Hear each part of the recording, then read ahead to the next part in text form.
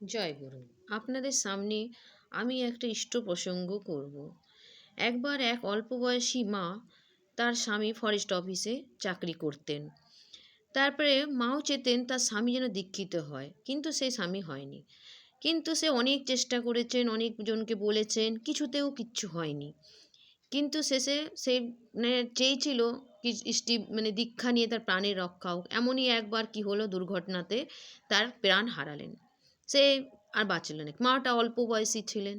এবার সে সুন্দরী দেখতে, তাই তার পিছনে কতগুলি দুষ্কৃত মানুষ তার পিছনে পড়েছে, কি তাকে কিভাবে নিজেকে তার জীবনটাকে শেষ করবে, সেই নিয়ে তারা লেগে পড়েছে। এবার উনি মাটি তার দেওরের সঙ্গে থাকতেন। একবার কোনো কাজে তার দেওর বাইরে গেছেন, আর সেই সুযোগে দুষ্কৃতীরা কী করলেন, সেই মাটির ঘরে ঢুকে পড়লেন। আর সেই মাটি চিৎকার করছেন, ঠাকুর বাঁচাও, ঠাকুর বাঁচাও, ঠাকুর বাঁচাও। এবার ঠাকুর সেই দেওঘর থেকে নিয়ে একটি টর্চ লাইট জ্বালালেন। সেই লাইট একটা জঙ্গলের মধ্যে আলোকিত হয়ে পড়লেন। সেই আলোকিততে সেই মা ছুটে বেড়াচ্ছেন, ঠাকুর বাঁচাও, ঠাকুর বাঁচাও করে যাচ্ছেন। কিভাবে সেই আস্তে আস্তে আস্তে আস্তে সেই দুষ্কৃতীরা চলে গেলেন, আর ওখানে ঠাকুর একটি বৃদ্ধ মানুষ হয়ে একটি লণ্ঠন নিয়ে দাঁড়িয়ে রইলেন। ঠাকুর বলছে, কী হয়েছে রে মা, তোর কী হয়েছে, বল আমারে, ক কী হয়েছে তোর, ক। তখন মাটি বলছেন, বাবা আমার এই অবস্থা। বলছে, চল মা তোকে ঘরে দিয়ে আসি। বলছে, না মা, আমি আর যাব না বাবা, আমি আর যাব না। বলছে, তুই কোথায় যাবি? আমি দেওঘরেই যাব। তুই দেওঘরে যাবি? দেওঘরে কে আছে? বলছে, আমার শ্রী ঠাকুর অনুকূল চন্দ্র আছেন। বলছে, তুই ওখানে যাবি? কি করে যাবি? ওখানে গেলে তো 2 দিন 3 দিন লাগবে।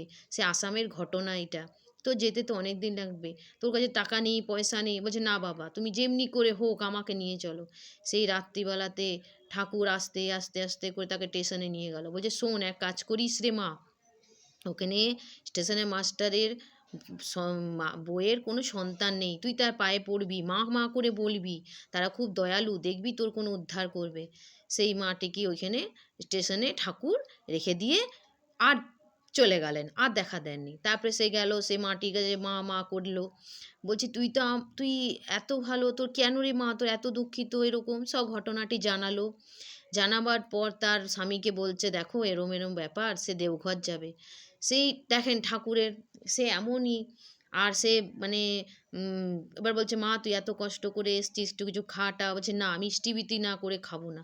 তো বলছে, ইষ্টিবৃতি করবি তুই, খা। বলছে, না। তারপরে সেই মাটি কী করলো, ইষ্টিবৃতি করে পয়সা ইষ্টিবৃতি করলো, তারপরে খেয়ে তারপরে সেই মাস্টারটি রেলের যে মাস্টার ছিলেন, তিনি ওনাকে ভালো একটা স্টেশনের প্ল্যাটফর্মে ট্রেনে ওকে তুলে দিলেন। একদম সুন্দর রিজার্ভেশন করে একদম ঠাকুরের কাছে যেতে পারে, কোনো কষ্ট না হয় সেই মাটির। সেই মাটি তারপর দিন দেওঘরে নামলেন, যশোডি স্টেশনে নামলেন। নামার পর সে তারপরে ওখান থেকে ঠাকুর বাড়ি গেলেন। যাওয়ার পর সেই চিৎকার করছেন, ঠাকুর ঠাকুর ঠাকুর। তখন সেই ঠাকুর বলছেন, মা তুই আইসিস, আইসিস মা, তুই আইসিস, তুই আইসিস। আজ ঠাকুরের কি করুণা, আজ ঠাকুর না থাকলে এই জগতে কিচ্ছু নেই। ওই মাটি ঠাকুরটা, ওই মাটিকে কিভাবে ঠাকুর রক্ষা করেছে, এই হচ্ছে তার লীলা। জয় গুরু আপনাদের কাছে।